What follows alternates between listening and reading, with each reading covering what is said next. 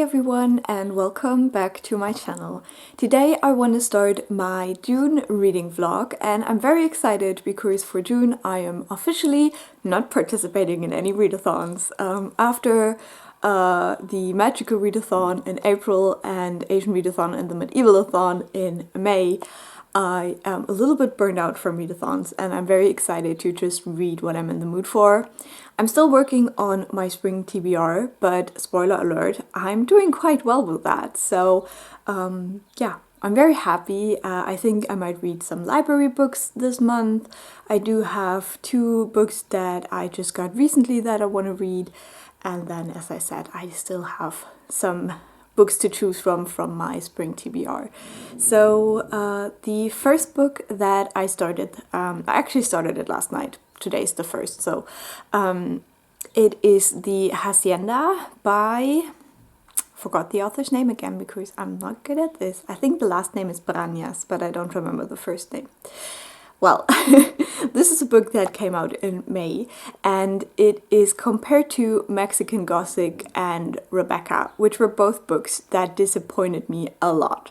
So this could go either way. This could be a huge disappointment again, or it could be the one book that I was looking for. We'll see. I've only listened to an hour so far, and the beginning is quite confusing. You have 2 POVs. And one is quite obvious. It is the girl that gets married and moves into this hacienda. She has some familial trouble and this marriage is her way out into safety again. And yeah, that's the basic story. So we follow her and something is going on with the hacienda.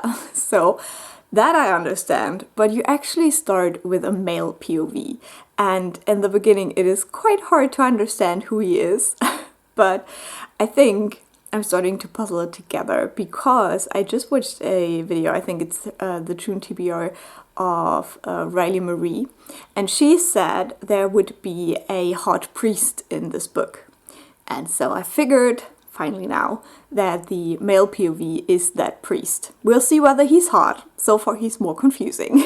But yeah, I'm very intrigued to see where this goes. But yeah, it's a Gothic story. It is set in the 1800s in Mexico. And I'm intrigued. We'll see. And then I think the first physical book I want to read is Heimat by Nora Krug. This is a book I have already started. I'm 2 chapters in currently, and this is a graphic memoir about Nora Krug's family because she was born in Germany, in Western Germany at the time, and then she studied in the US, and I'm not quite sure, I think she moved there as well after studying. So she reflects on her family tree and the ways that her family might be connected to the Nazi regime and stuff like that. And I think this is a very interesting book because obviously it's a reality for a lot of German families that our grandparents or great-grandparents in my case were involved in the Nazi regime in one way or another. I have a great-grandfather who was killed during the war and 2 others who were captured, and they were, what do you call that in English? Prisoners of war in Russia for many, many years. So yeah, it's just interesting to see that portrayed in a book. I think it's a very, I don't know, maybe it's not, but I feel like it's a very unique situation that we have in Germany and the way we deal with the guilt and not deal with the guilt. So I'm very intrigued to read more of that book, but I had it on hold for a while now because it never fit into my reading plans, and I definitely want to read more. So that's what I'm gonna do. I hope you enjoy watching this vlog. I'll talk to you soon.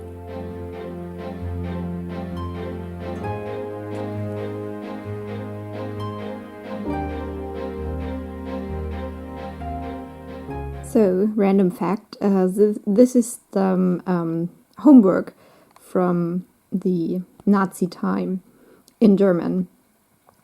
And I actually can't read this anymore. And I think it's so interesting that this has been not even 100 years ago, and I can't read it. Like the font is unreadable to me.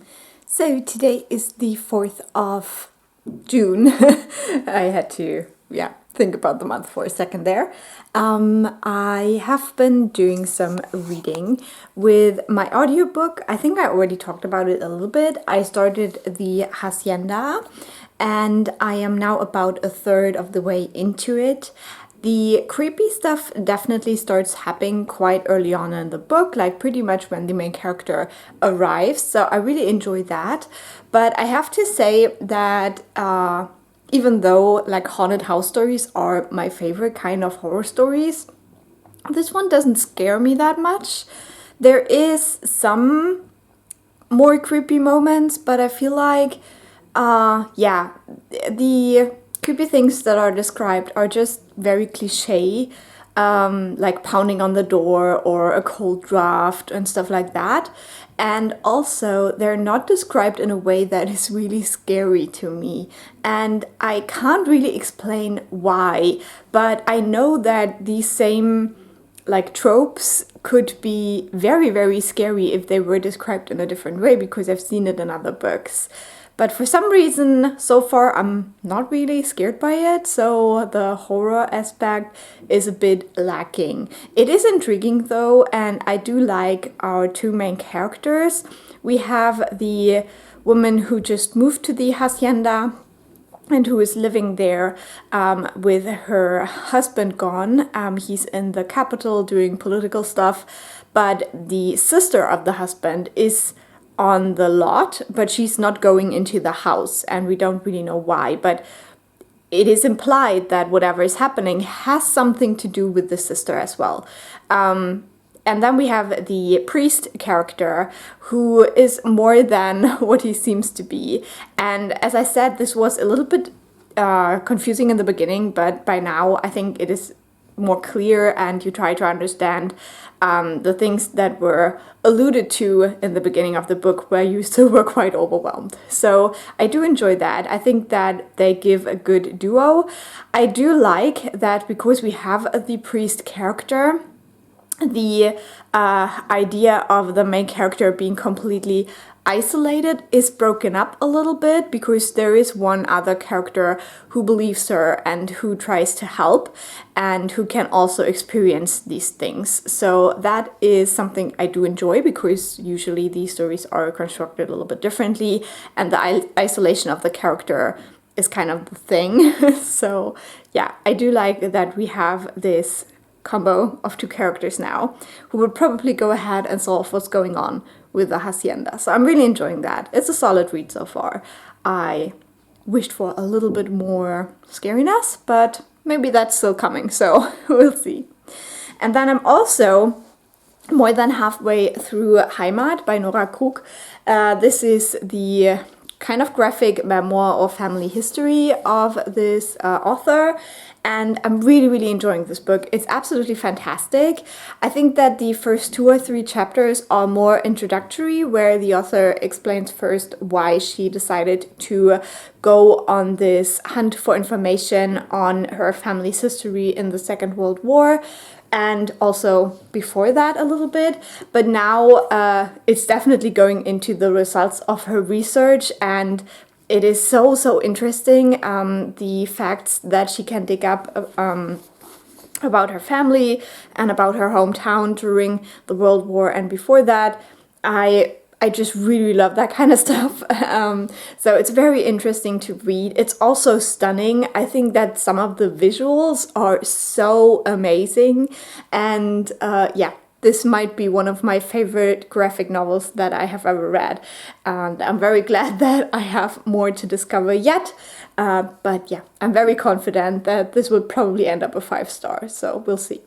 So that's my reading right now.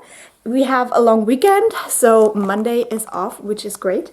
And I thought I will go to the shops now and treat myself a little bit. As you may know, I started a second job in May, and so I have received my paycheck for that. And I am a very, I think frugal is the word, person, so I like to save money whenever I can. I don't really splurge on things a lot, but I think, just buying some nice snacks for a long weekend, especially since it's supposed to rain for Sunday and Monday. It's great, thank you, weather gods. Yeah, I'm just gonna treat myself now. See you later. This page just gave me chills. There is a question, how would you rank yourself based on the current law after the war was over? And I think the grandfather of the author wrote Mitläufer, which basically means like follower. And then you have this page that explains the whole idea. And yeah, it just gave me chills, the idea of having to write this word yourself as a descriptor of yourself. It's just, I can't imagine how that felt.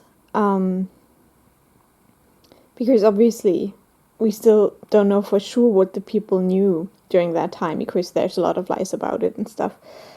But yeah, it's just so crazy to me. It's such a crazy concept.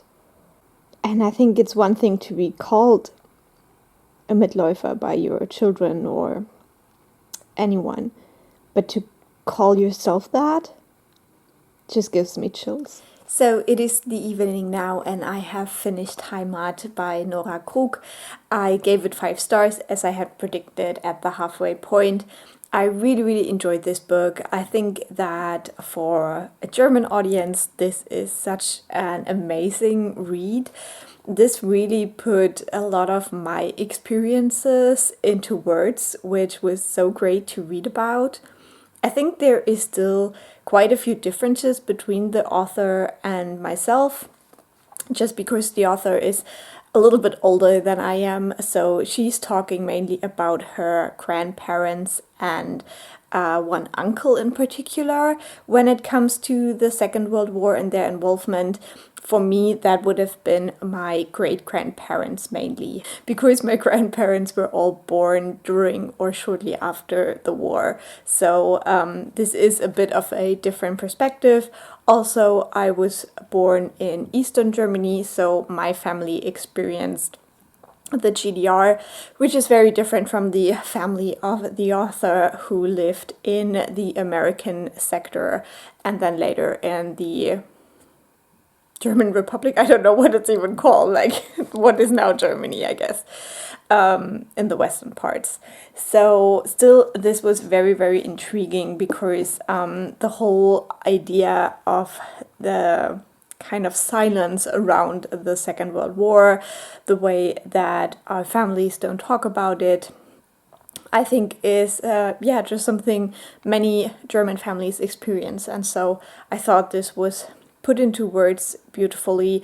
I cried a little bit at the end. I think that there's this line, and I think it's very cleverly done because it's quite on the nose and it's not on the nose. She has these little pages of like very, very German things.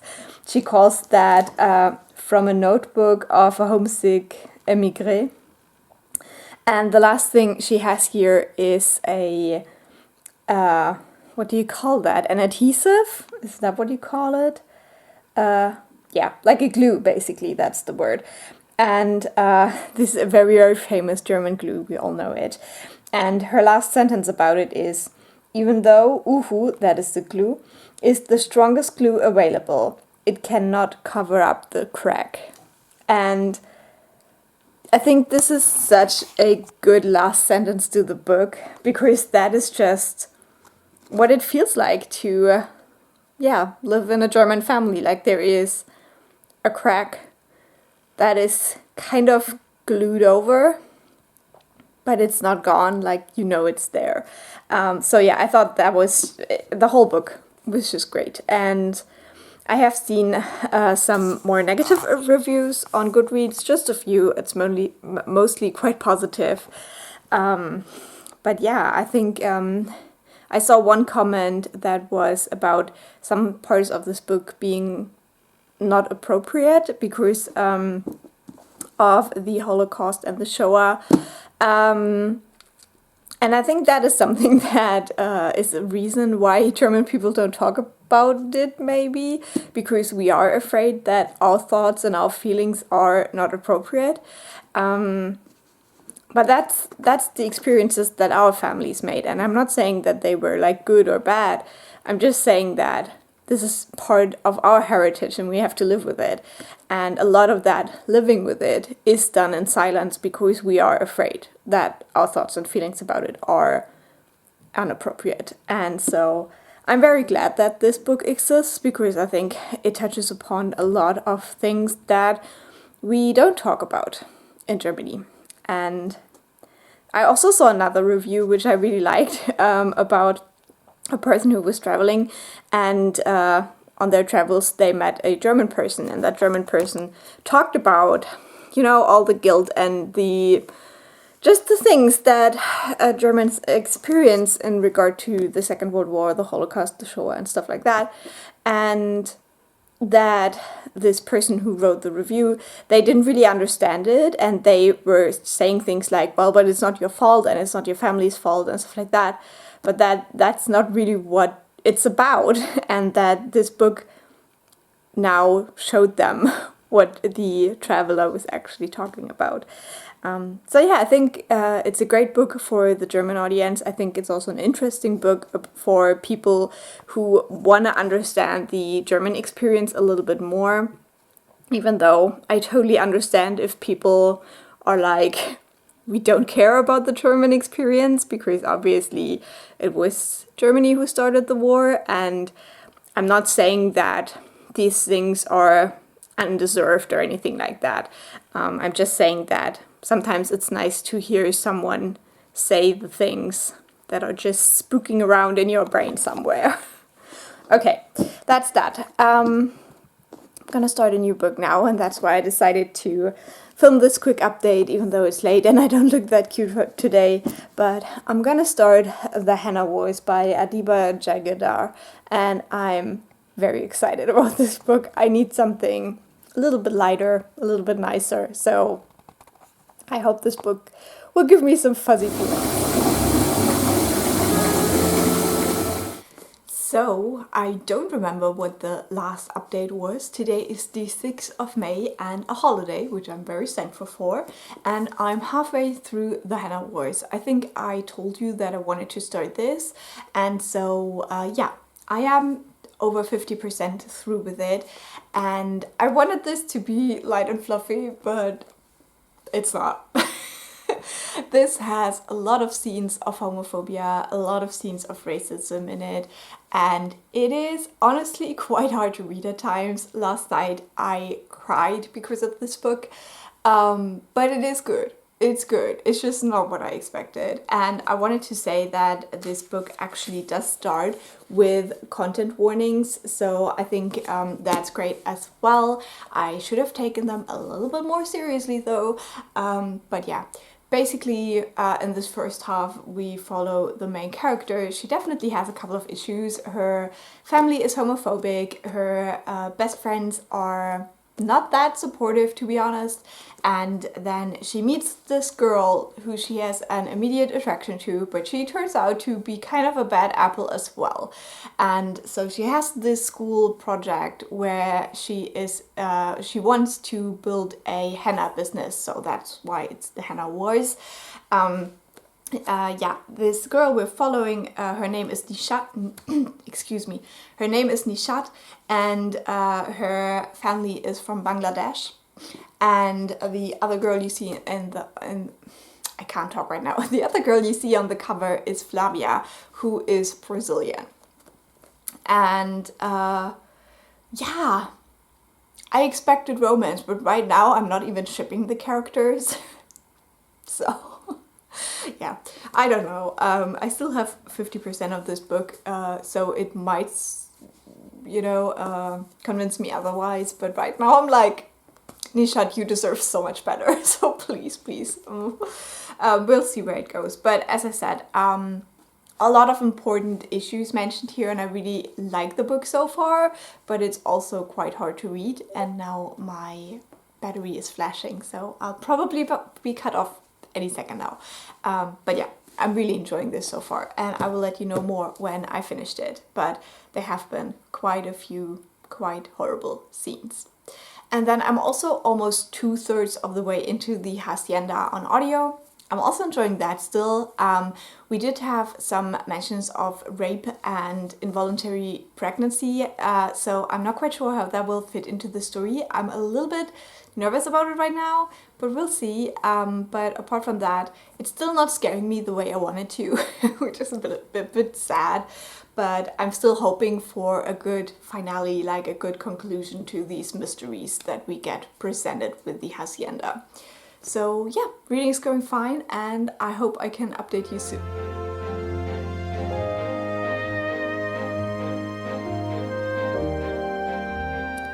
Okay, I'm 300 pages in, and we get the usual kind of someone is outing the main character plot, and everyone is in school is like horrified and stuff keeps happening, and I don't know how I feel about it. I really like the beginning, but I feel like it goes downhill, and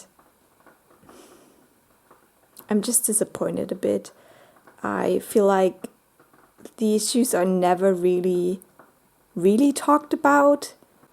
I don't know about this book. I have about 80 or 90 pages left, which I hope I will be able to read after dinner and then be done with it. But I was really hoping this would be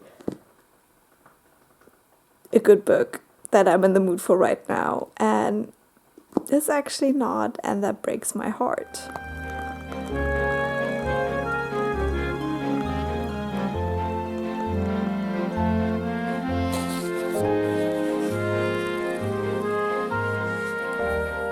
So today is the 7th of June. Last night I finished The Henna Wars by Adiba Jaigirdar, and I really enjoyed it, but it was still very different than I thought it would be. I thought this would be a little bit lighter and a little bit more like a cute romance between two girls. It is quite a heavy book, and it does have the content warnings, and that's definitely good. One thing I want to say is that in this book, pretty much every single character is an asshole at one point of the story, and that made it a little bit frustrating. Like, I would have wished for at least some characters that are not like really flawed assholes. But yeah, that's what we get in here. Also, this does have the being outed kind of plot line that you have a lot in these a little bit older YA stories about LGBTQIA plus teens. And I just don't like it. It's not even that I say that, oh, it's been done before. No, I just don't like it. It's just something that usually it's just not for me. And I said it before with books like this that I didn't go to a school where that was a thing, so maybe I'm just a bit too old. I don't know. Maybe it's more prevalent in other countries. I don't know. But what I did enjoy in here is the look at this main character's life. I did enjoy the main character. She is an asshole as well in some scenes, but I think we always kind of see where she's coming from, so that's very helpful to still feel connected to her. I think if you get annoyed by teenagers, this is probably not the right book for you. But yeah, I really like the main character of Nishat. I really enjoyed following her. I think that this book touches on a lot of important themes as well. There is a lot of instances of racism, cultural appropriation, and homophobia in this, as well as, you know, also some, yeah, just like family drama stuff.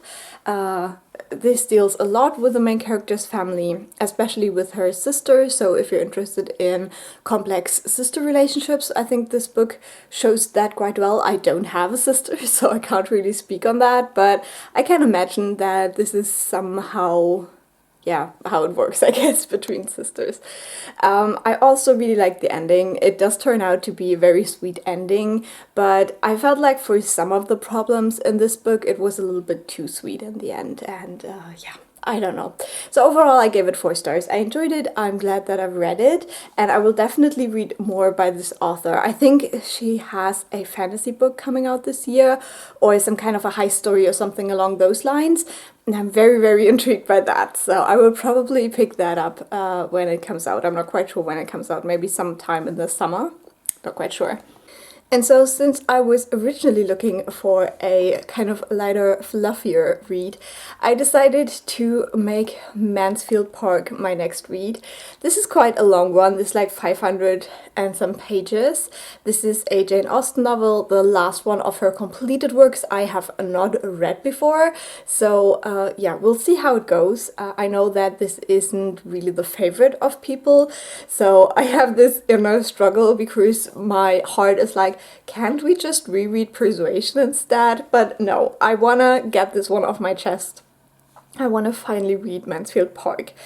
And I hope that it's good. We'll see. I keep you updated. I only read the first chapter, and that one is already full of like Jane Austen moments. So we'll see about that.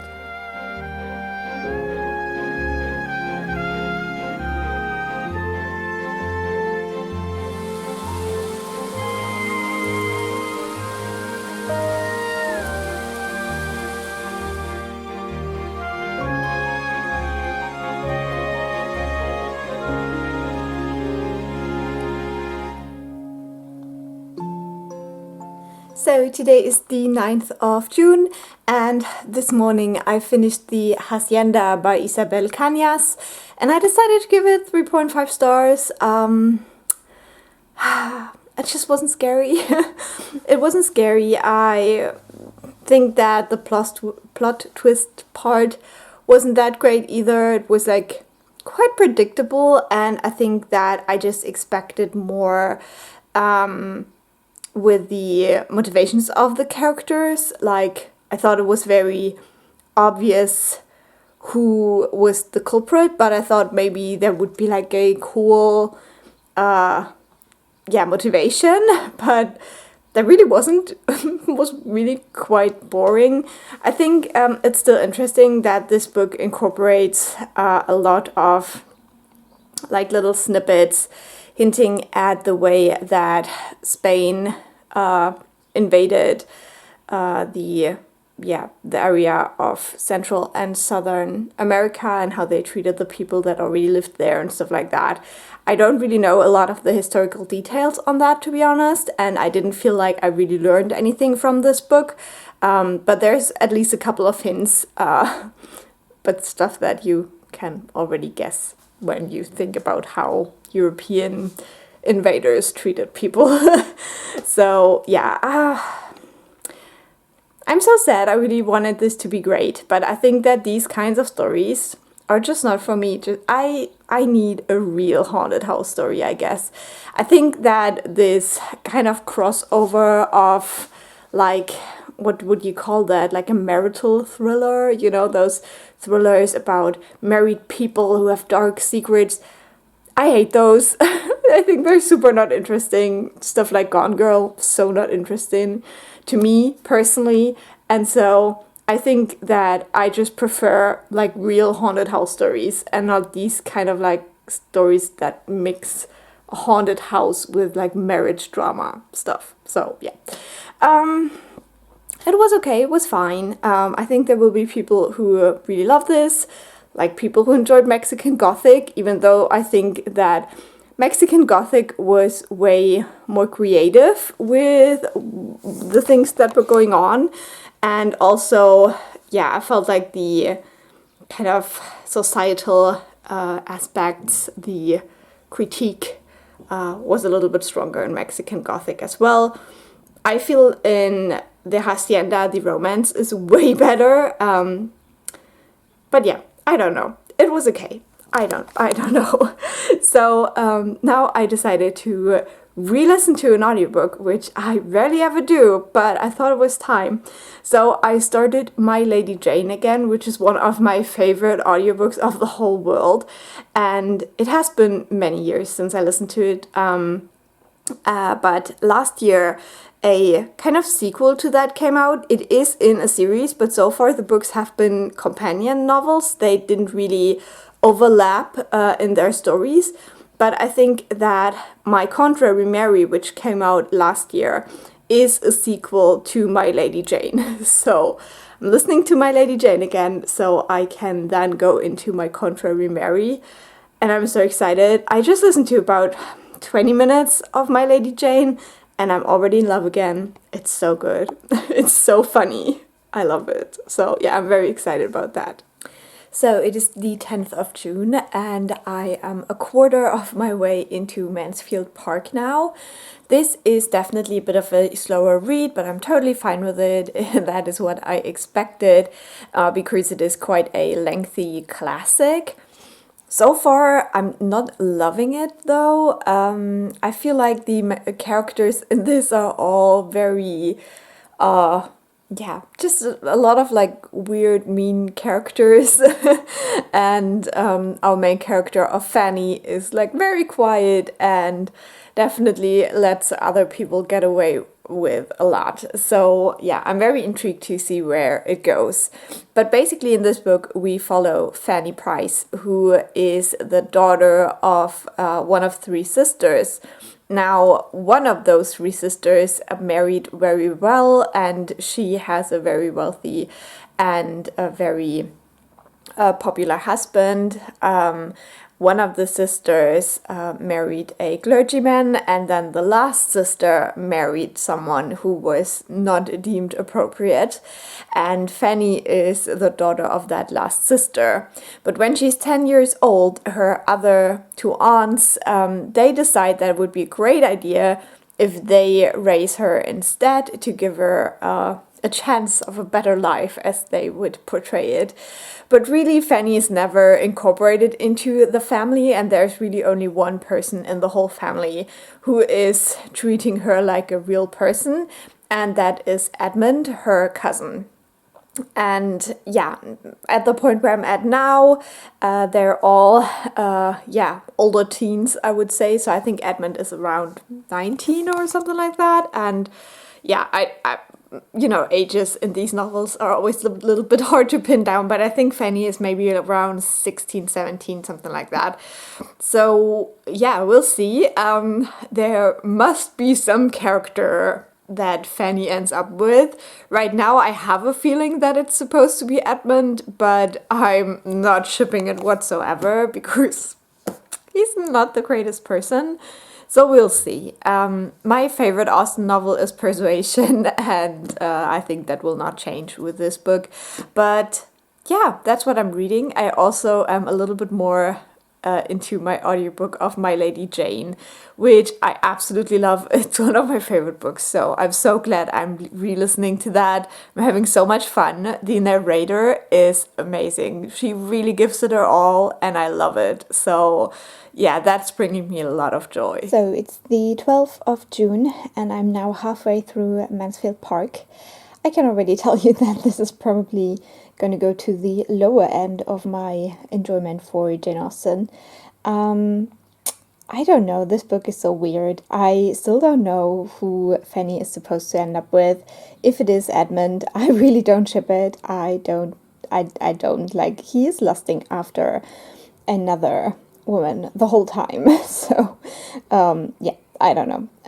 So at the point where I'm at, they're gonna have a ball soon. So that might bring in some other characters. I don't know. But right now, I don't really like any of these characters. I think they're all kind of shady. And yeah, I just don't know. I wish I would have just read Persuasion again.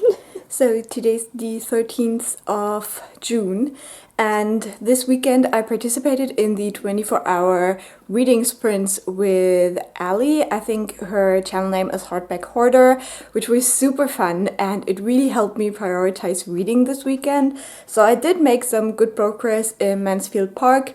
I'm about 400 pages in now, and I feel like the second half is a little bit more entertaining than the first half. I was honestly quite bored with the first half, but now we do have some more exciting events happening. There was a ball, there was also a proposal, and yeah, we'll see how it goes with the rest of the book now. I also get some Middlemarch vibes with this book, so obviously Middlemarch follows the marriages after they've happened a little bit more, and this one we follow their kind of, I don't know how you would call that, like how they come to be, and you know, the people meeting and trying to find matches. But still, I don't know why, but I'm having some Middlemarch feelings when I read this book as well. And Middlemarch wasn't my favorite read, to be honest, so it was fine. But yeah, I gave it a 3.5 stars, and I have a feeling that Mansfield Park will end up there as well. And then I'm also progressing through my audiobook, My Lady Jane, very quickly. I'm now a third into it, and I'm so glad I'm re-listening to that. It's so much fun. Yeah, the narrator is fantastic. She really gives it her all, and it's great. It's great. And I hate my hair right now. What's happening? So yeah, reading is going splendidly, and I had so much fun this weekend. So we'll see. I hope that I can finish Mansfield Park before I finish off this vlog to start the second part. We'll see about that. But yeah, it's Monday. It's time to go to work. So I wake up anywhere between 7 and 9 o'clock. My alarm is set for 9, but I typically wake up before my alarm goes off. And the very first thing that I do in the morning is I go. So it is the 16th of June, and this will be the last update for this vlog. Last night I finished Mansfield Park, and I don't really know what I think about this book. I gave it 3.5 stars at the end. I think the beginning of this is very slow, and then around the middle it picks up a little bit, but then the ending kind of dragged again, and then everything happens in the last 50 pages, like maybe even less. And so I felt like the pacing of this was a little bit odd. I also didn't like any of these characters, to be honest. I think the only one I could kind of grow to like, but didn't have the time to, was Susan. I was like cheering her on for some weird reason, but like all the other characters I didn't really care for. I think I could have liked Miss Crawford as well, but since we saw her through Fanny's lens, yeah, that was kind of hard because Fanny really doesn't like her. So yeah, this was interesting. I think it is my second least favorite Austen novel. I actually am thinking about doing a kind of ranking video of her finished novels, because now I have read all of those. So that's an achievement at least. But I wasn't the biggest fan of this book, unfortunately. And yeah, this is probably one I will not reread. Then with my audiobook, I'm almost 2/3 of the way through My Lady Jane, and it's so good. I'm having so much fun. This is a re-listen, so it's one of my favorite books. It's funny, it's fantasy.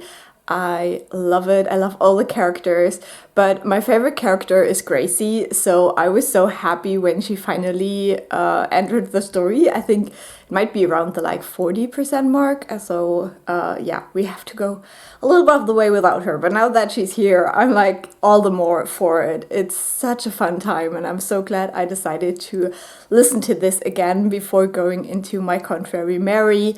I think that it really helps to get into the mythology of the world again as well. And it's just so good. It's such a feel-good book for me, even though we're talking about heads being chopped off quite a lot. So yeah, but I would highly recommend. I think this book did have some hype when it came out, but it definitely needs more. And I'm never tired to screech about this series. So yeah, very glad I decided to do this re-listen. So that's everything I wanted to share with you for this vlog. I hope it wasn't too boring, and yeah, leave a like or a nice comment. I always appreciate those. And if you subscribe, I will talk to you soon. Bye!